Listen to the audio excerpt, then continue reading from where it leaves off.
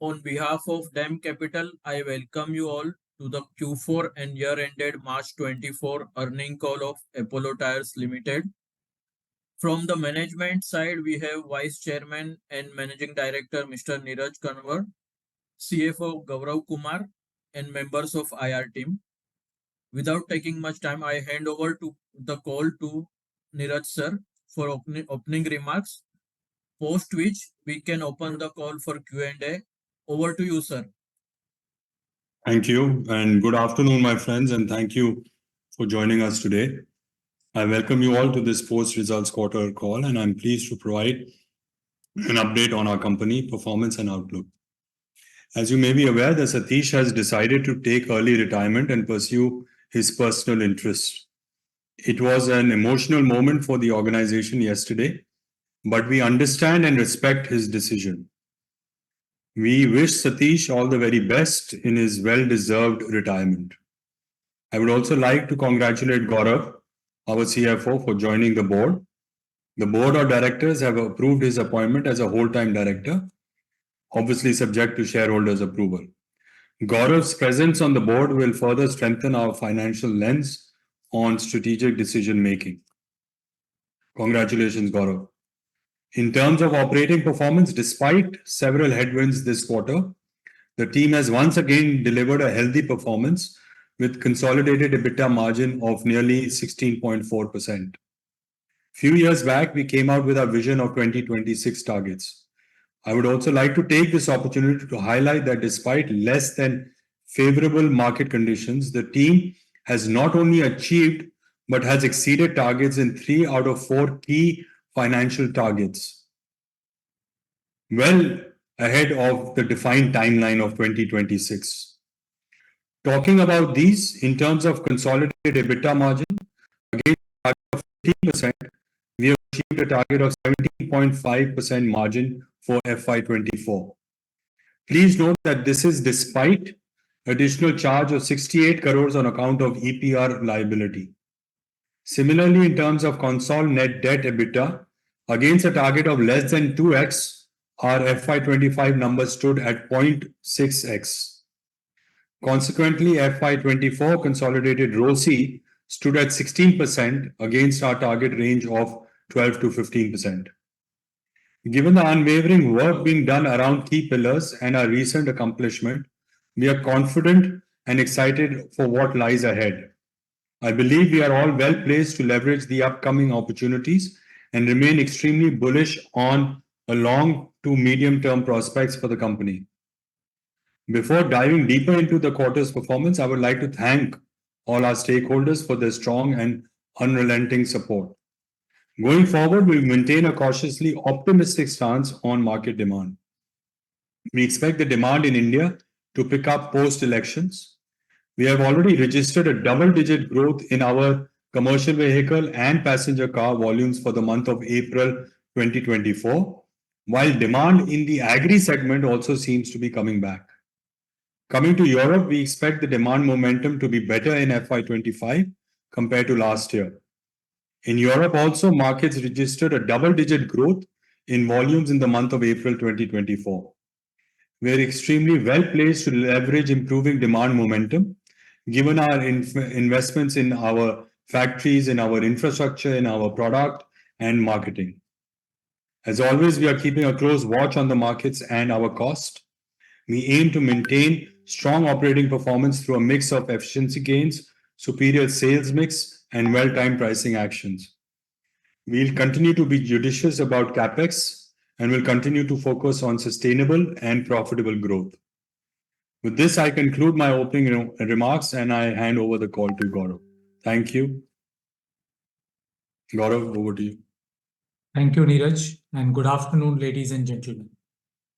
Continuing from where Neeraj left, let me share further details of our operations from last quarter. The consolidated revenue for the quarter stood at rupees 62.6 billion, flattish compared to the same quarter last year. The consolidated EBITDA for the quarter at rupees 10.3 billion was a margin of 16.4% compared to 16% in the same period last year. This included the EPR liability on the India operations, which Neeraj talked about. Excluding that, the consolidated EBITDA would have been at 17.8%. Coming to the balance sheet, we have been able to further improve our leverage ratio given the focus on cash flow and profitability. The net debt to EBITDA for the consolidated operations was at 0.6x at March 24 versus 1.4x at the beginning of the year. Over the year, we have reduced our leveraging by a significant rupees 18 billion. Helped by a healthy margin performance, strong capex control, our consolidated ROCE for FY24 stood at 16%, an improvement of around 600 basis points compared to last year, and significantly above our stated targets in the current vision period. Coming to India operations, while the overall volume growth was at 4%, we had good growth in the key segments of TBR replacement and PCR replacements at 7 and 10% respectively for the quarter. The replacement segment has also shown good growth for the full year. Exports are already showing encouraging signs of pickup. The revenue for this quarter was rupees 43.9 billion, a small growth over the same quarter last year, and a more than 1% growth over the sequential quarter. The EBITDA for the quarter stood at rupees 6.8 billion, a margin of 15.6% compared to 15.9% in the same period last year. Again, if we exclude the EPR liability of rupees 685 million, the margin for India operations would have been at 17.2%, just a little below previous quarter margin. We continue to maintain the market leadership on profitability. We will mitigate the margin impact of EPR regulation through price increases, which had been already announced in May. In terms of outlook, we expect the demand momentum to get better, and we are already seeing good signs already, which Neeraj talked about. In terms of raw material outlook, we expect the raw material cost to go up by mid-single digits in the current quarter. We will seek to negate that through price increases. Given our strong focus on business fundamentals, cost control, free cash flow generation, we expect the operating performance to continue to be strong. The net debt to EBITDA for India operations stood at 0.7x at the end of March 24. Again, a debt reduction of rupees 11 billion in the current year in India operations. Coming to Europe operations, the revenue for the quarter was euro 182 million, up 3% Y-on-Y. This was against a subdued market scenario.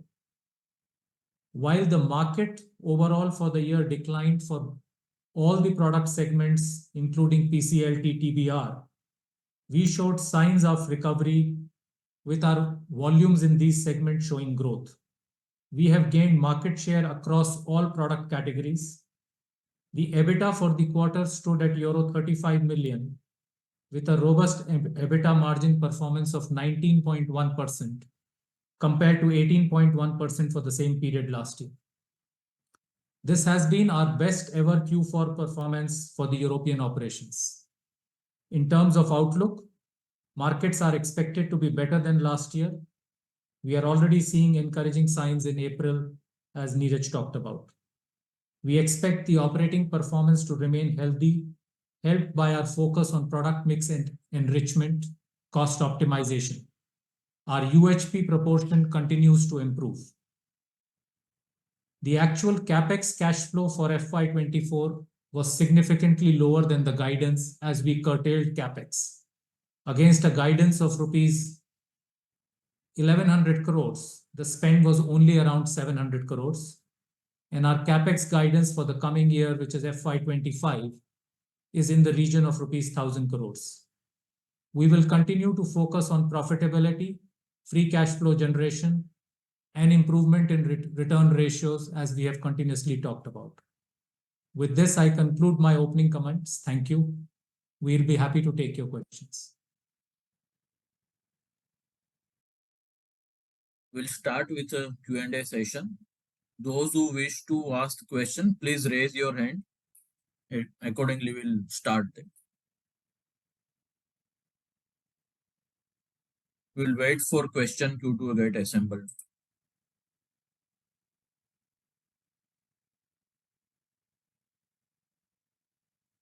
First question is coming from Raghunandan NL. Please unmute yourself and ask the question. Thank you, sir, for the opportunity, and thanks for taking my question. So, firstly, on the volume growth in Q4 for standalone, can you break down further into OEM, replacement, exports? So Raghu, the volume growth for Let him finish the entire question. Yeah, so good to hear the strong demand for April. In terms of the expectations, can you talk about how you see the replacement growth for the overall industry in TBR and PCR for full year FY25? Would it be reasonable to assume a mid-single digit TBR and maybe a better high single digit growth PCR? And also on the export side, there is strong double-digit growth last few months.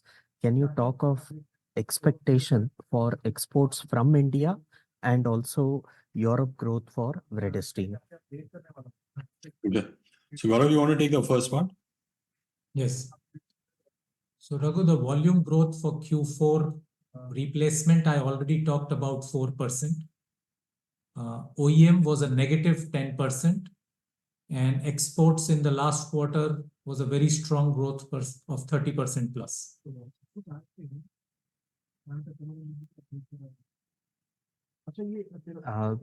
Got it, sir. And what would be your expectations for FY25 for the industry? Yeah, so like I said, April has had a double-digit growth in both PV and CV. I'm seeing a recovery happening even in agri now. We are seeing slowly the demand coming up. So my expectations would be a high single digit for CV and a double digit for PCR. And I'm coming from the back of all the infrastructure spends that have been going on in in in uh, in India currently. And once the elections are over, there's going to be a lot of thrust into infrastructure and building roads and building ports. So we will see a lot of mileages on CV. And yes, consumer demand is up, so you will also see the passenger car cycle going up. And so you are right in saying our exports have grown in the last quarter of Q4, and we see Q1 also going in the same direction. As long as things remain same, I'm also bullish about exports going out of India. So if you can elaborate a little where you're seeing which categories, which regions are doing very well for you, and what can further help that growth during the year? Okay, so MEA, Middle East, and Africa is now coming back up. Okay, and that had gone down. So we see certain areas like Saudi coming back up. We see certain areas of Africa coming back up. Also, our operations in America have started picking up. So there's exports happening to the US from here. And I'm now talking generally about both CV and passenger car segment. So, when you're entering a new market, it does take time to build the brand and to build the network. So things are going in the right direction, and more headways are being made in these main markets that I'm looking at. Obviously, Europe also, like I mentioned to you, has had a double-digit growth in the month of April. We are a little bit cautious on Europe, given the uncertainties in Europe. But Vredestein is making good headway, specifically in the UHP, UUHP segment, where already we are looking at above 45% of our pie is in that segment, in the higher end of the segment. Thanks for that, sir, and congratulations on increasing that UHP share to 47%. Gaurav, just one clarification on this EPR. How is this EPR being calculated? EPR ratio stands at 0.8% of domestic sales for Apollo T minus 2, while one of your peer has indicated a EPR ratio range of 1.2 to 1.4%. Just trying to understand how the computation has happened. That's all from my side. Raghu, on the EPR, as per the regulation, on the commitment for 2 years prior, it was linked to 30% of production, and for the previous year, it was linked to 70%. And going forward, it will be linked to 100% of production of a prior year. So that is why you see difference, first of all, even within the same company's figure for different years. The second factor which would make it different for different companies is relating to buying of certificates, and at what price the certificates relating to complying with the EPR obligation are picked up. That may vary across the company.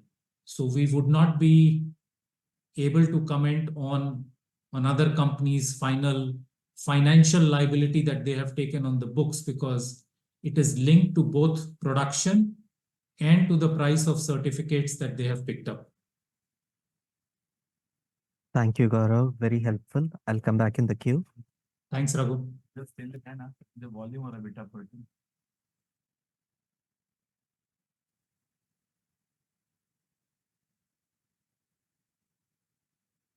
Yeah, sir. Thanks for the opportunity. Sir, my first question is on the volume side again. Uh, I mean, if we see on the OE side, probably for the full year also, we have seen decline compared to growth in the industry. So first, here your thoughts probably, I think one reason might be that we have focused more on profitability. And going ahead this year also, we do see OE industry sort of probably growing in single digits. So do you think our trend on the OE side will probably continue in the coming year also, or do you expect here we will probably grow ahead of the industry? So some thoughts on the OE growth for this year? Siddharth, the overall for the full year, the OE volumes were almost flat. We had strong growth in the passenger car segment. The area which pulled it and negated it down was a negative growth in the TBR OEM segment.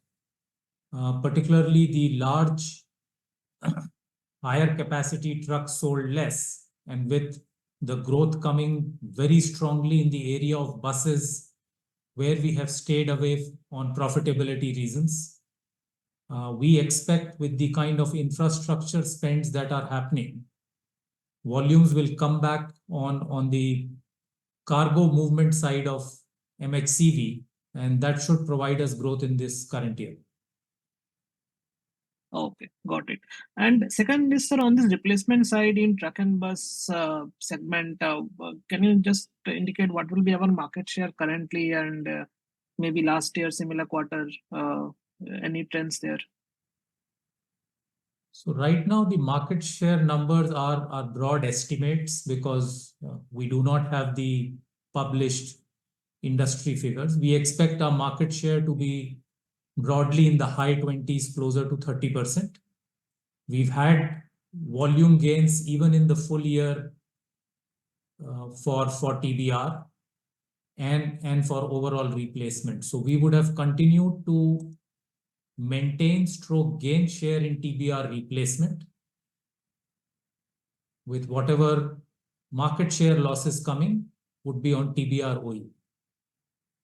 Okay, got it. Second, sir, question on the pricing. So we have indicated up to 3% price increase. Can you probably quantify on a blended level for us how much ASP increase can we expect or has happened probably in May? And given the cost increase now on the commodity side, which you have indicated, how much more cost price increase we need to take to sort of offset this cost impact? The broad indication, Siddharth, and we will still get to know the actual price cost. In May, we have taken about 3%. that negates the entire EPR and maybe to a certain extent raw material. We may need another small increase to completely cover the entire raw material and the EPR cost increase for Q1.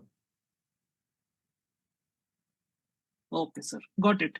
Thanks. I'll come back in the queue. Thank you, Siddharth. Your next question is from Amin Pirani. Please unmute yourself and ask your question.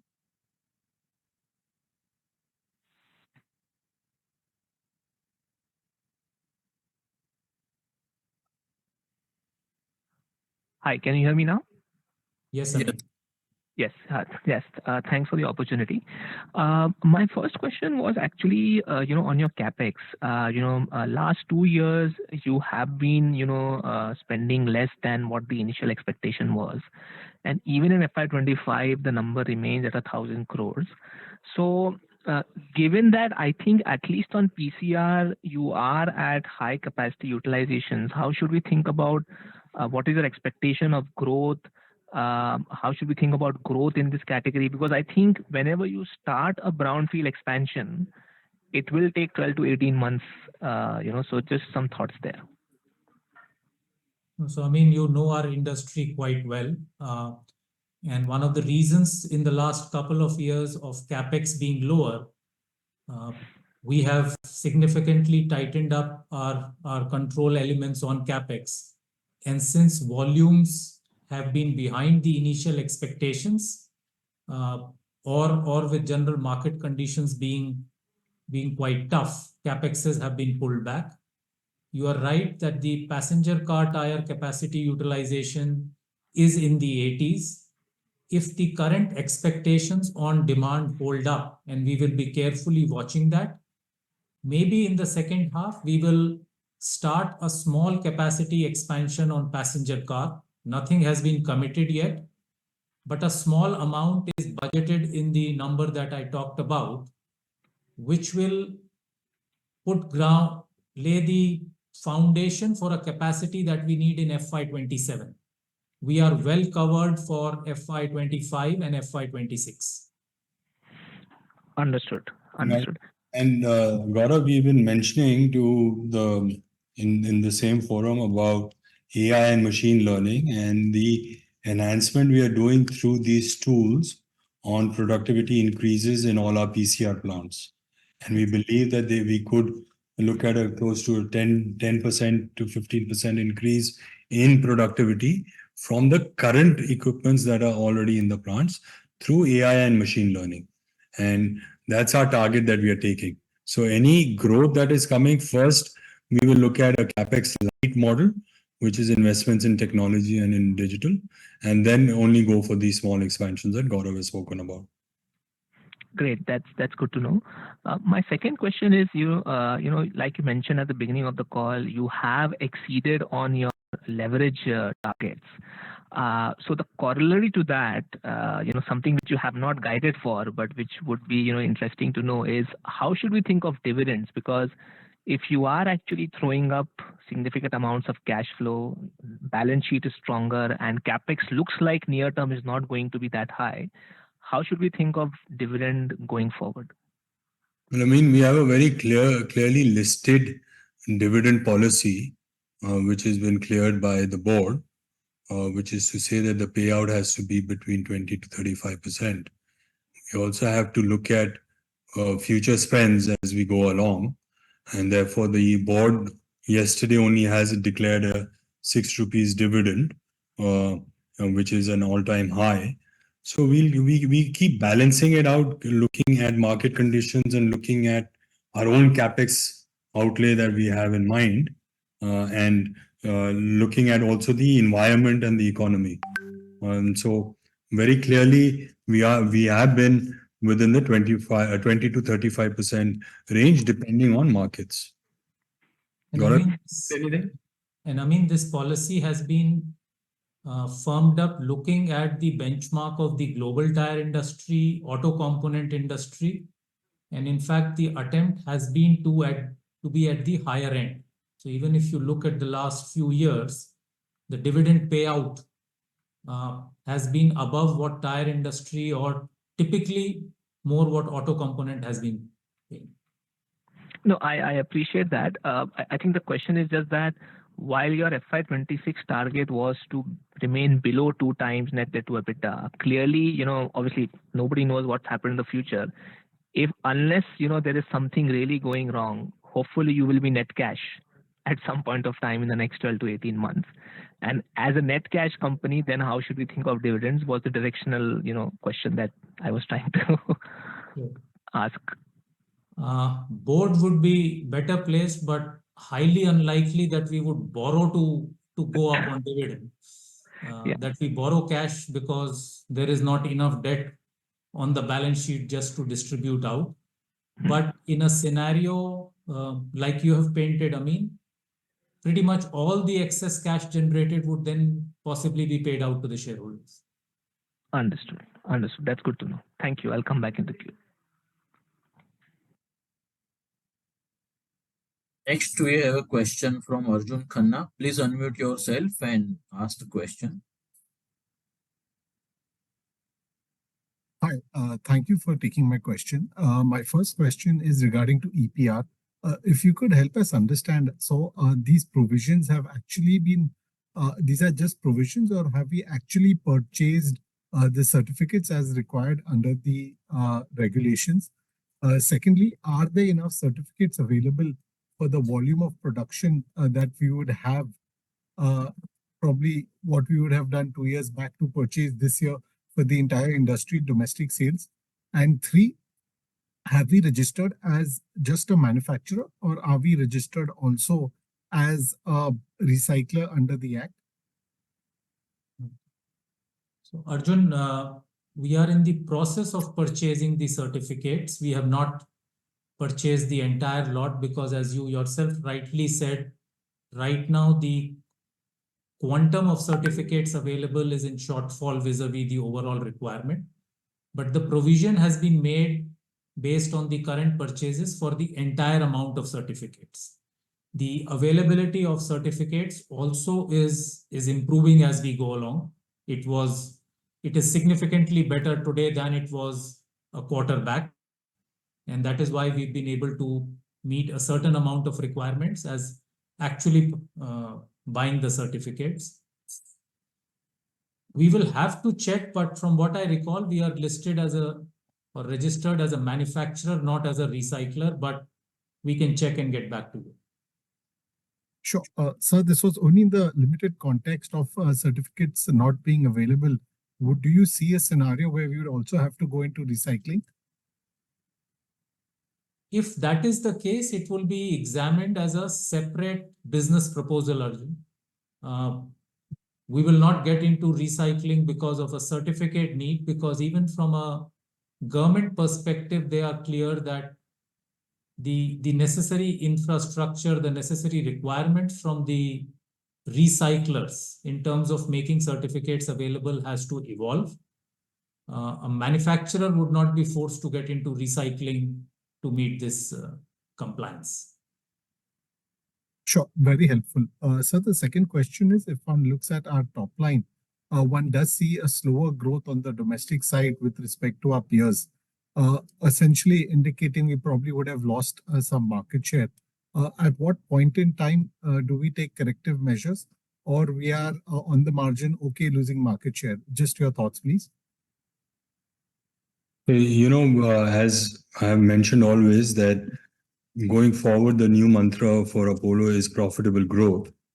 And in that profitable growth, we have given up on some sizes that we believe are not profitable, specifically to do with smaller sizes and also looking at different channels.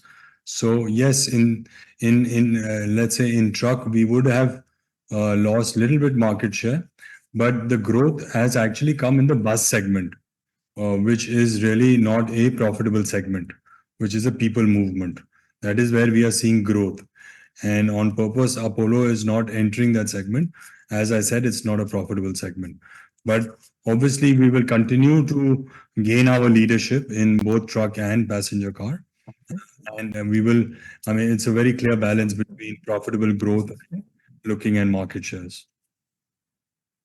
Sure, thank you. Wishing you all the best. Thank you. Next question is from Mumuksh Mandlesha. Please unmute yourself and ask the question. Thank you so much for the opportunity. Gaurav sir, to you, on the blended price hike, which was taken at end of April, it's a 3% on a blended, right, sir? That's correct, Mumuksh. And or how would be the segment-wise, sir, TBR and PCR, if you can indicate?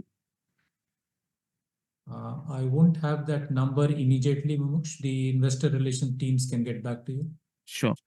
And one of the major peer is delaying the price hike. How would you see that? Would it make it more difficult to take price increases ahead? That's a fine balance, Mumuksh. We always have to see and then balance out. We can't go way out of the industry or the pricing ladder. We have always taken the lead on price increases, and we will balance that looking at the overall industry scenario and our own profitability targets internally. Whether we will take another price increase based on competitor action, etc., we'll have to see the overall scenario and take a call. Got it, sir. And on the Europe side, margins have grown well, sir, despite flat revenues. So what are driving margins? Is the price increases, better mix, sir? The large part of driving in the last quarter was a better mix. As Neeraj talked about, the UHP proportion was significantly higher at 47% against our more steady state average of 43%. And that's the constant endeavor of that operations to continue to enrich the product mix, which is a significant boost to profitability. Any price hikes, sir, in Europe? Not yet. Now with the raw material scenario, they would be looking at price hikes. Got it. Just lastly, on the other expenses in the standalone business, has grown by 7%, excluding the EPR expenses on a flat revenue Q on Q. So what has led to the increase and what should be the run rate going ahead? Apart from the EPR, the other increases are fairly standard, some higher spends in advertising, brand promotion, etc. There could be one-off spikes, I would say, in a quarter or so. Apart from the EPR, it will come back to a steady state. Thank you so much. Thank you. Before we go to next participant, I would like to highlight that those who want to ask the question, please raise your hand. Next question is from Siddhartha Bera. Please unmute yourself. Thanks for the follow-up. Just some data on the Rife&Com business, if you can share the revenue margins for the quarter. Sure, Siddharth. So for the quarter, the Rife&Com revenues were 35 million with a break-even EBITDA. And for the full year, they grew by a small percentage. They are closer to 210 million revenue with a 4% EBITDA. Got it. So second question is on this tax rate. Should we expect it will come back to the 25% tax regime, or do you think the standalone tax rates, what is the range you probably are budgeting for the next year? Ravi, you want to answer this? Sure, Gaurav. So the tax rate, we are yet to, we have MAT credit with us, so we'll continue with the old regime. On the lower rate, as per our projections, we are still some time to get to the new regime. So you will see our cash tax payout is about 15 to 16%, but on the P&L tax rate, because of the deferred tax calculation, it comes at an effective rate, which is higher. So we will switch to the new regime once we have exhausted our MAT credit. Okay. Oh, got it. Thanks a lot, sir. I'll come back to the queue. Thank you, Siddharth. Next question is from Amin Pirani. Please unmute yourself and ask the question. Yes, hi. Thanks for the follow-up. The other question is, on Europe. Um, we've seen, margins come back to 17, 18% after week 1H. As we move into FY25, you're saying that price hikes have not yet been thought of. So how should we think whether this margin on a full year basis can continue at this level, or will there be some headwinds? Because demand also right now, while it's good on a low base, you didn't sound very confident as to how the year could progress. So how should we think of Europe going forward? So on a full year basis, I mean, if you look at it, the second half, as you rightly said, was very strong. We were at 20%, 19% plus vis-a-vis what we did in the first half. But on a full year, we are just a little short of a 17% EBITDA, and which we believe is something we can deliver in a steady state. There may be variations from a quarter to quarter, but a 16 to 17% EBITDA margin for our European operations with their current mix profile is something we are looking to deliver on a consistent basis. And at times when the market situation is favorable, we deliver a much higher performance.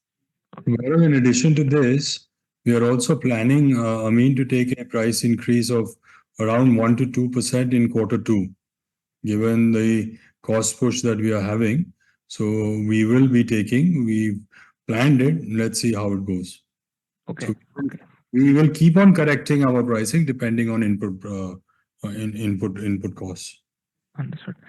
And secondly, just on your interest cost as a whole, for standalone as well as console, while the deleveraging of debt has been quite sharp over the last 2 years, interest cost on a relative basis is still, pretty sticky. Like, for example, even in India, 1H, you had a quarterly interest cost of around 105 to 110 crores.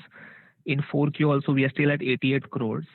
So is there some element that, is not being captured by the debt? Is there some, interest rates which have gone up? And how should we think of the interest cost itself coming down in the P&L? So, I mean, the interest cost will keep coming down with the debt. There is a certain element of higher interest rates, even on a working capital borrowing currently. So on a like-to-like basis, if there is any short-term borrowing during the year, it is happening at a higher rate vis-a-vis the past. Thankfully, at such times, there's been no long-term borrowing. Even in Europe, the interest rates have gone up since they are linked to a benchmark rate vis-a-vis a couple of years back. So that is why you are not seeing a similar quantum of interest reduction as the debt reduction. But going forward, the interest cost will keep coming down as the market situations are also moving to somewhat normal scenario. And are you seeing, based on your current, short-term debt rates, are you seeing any further spikes in India or Europe, or are you seeing now stability compared to the last few months? There are no further spikes. I'll have to specifically check on an immediate scenario vis-a-vis if we have started seeing reductions. But there is no further spikes. Okay, understood. Thank you. I'll come back in the queue. Thanks, Amin. Next question is from Raghunandan NL. Please unmute yourself and ask the question. Thank you, sir, for the opportunity again. Sir, to Neeraj, sir, sir, one of the area of focus has been on premiumization, where you've been focusing on higher diameter tires. You introduced Vredestein in India and also getting products ready for EV. Can you talk about, how this has been progressing in terms of product mix improvement, benefits on, realization margins, and also do you see that leading to better brand positioning, market share gains? Raghunandan, well, firstly, yes, that progress is going very well in the positive direction. So let me talk about Europe. Like I mentioned in my opening remarks, UUHP has gone to 47% of our total pie. And therefore, you are seeing better, healthier profit margins in Europe also. Secondly, we did launch the Fredestein brand in India, where we are seeing a good customer demand for the brand. Slowly, gradually, there is growth in volumes in the Fredestein brand. There's a lot of marketing, brand building activities happening at an India level. And these are good margin products that we are selling in the market. And you would see that as far as Apollo is concerned with its Indian peers, we are, as far as profitability, EBITDA margins are concerned, we are at the leading position. And one of the main reasons is because of the richer product mix that has been introduced in both the markets, specifically Europe and India. So we will continue to put in money behind technology, behind brand building in these certain segments of the market where the profit pools are far better than the smaller diameter markets. Thanks, sir. Just a follow-up. In terms of the luxury segment for PCR, would there be white spaces or would we be covering majority of the market as of now? Are you talking in India? In India, sir. Yeah, we are covering we would be covering nearly 70 to 80% of the market through both brands, through Apollo and Fredis. Thank you, sir. To Gaurav, sir. Sir, can you share the commodity-wise price for Q4? And also between Q3 to Q4, was RMB flattish? And between Q4 to Q1, what is the kind of increase you expect? So Raghu, between Q3 and Q4, the RM was flattish. Natural rubber was at around 163. Synthetic rubber at around 155. Carbon black about 120. In terms of going forward, our expectation for Q1 is a movement up of maybe somewhere between 4 to 5%. Raw material prices going up. Got it, sir. And in utilization is around 75% in India. Within that, how would it be for TBR and PCR? So PCR would be up in the 80s and TBR would be in the early 70s broadly. TBR is not very far from the average. Yeah, there was also the farm segment or the bias segment which was pulling down the utilizations. But PCR was up in the 80s. Got it, sir. Thanks for that. Lastly, sir, other income was on the higher side this quarter. Anything to call out there? I think the other income was higher due to forex fluctuation gains. Got it, sir. And how much would be the forex gain? Just 1 minute.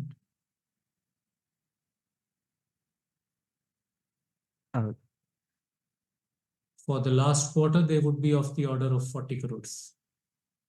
Thank you so much, sir. I'll get back. Thank you, Raghu. Next question is from Nirav Saxeria. Please unmute yourself and ask the question.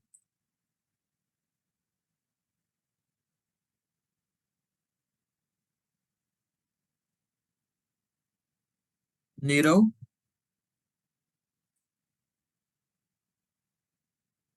Is there Nirav Saxeria? Yeah, hi, am I audible now?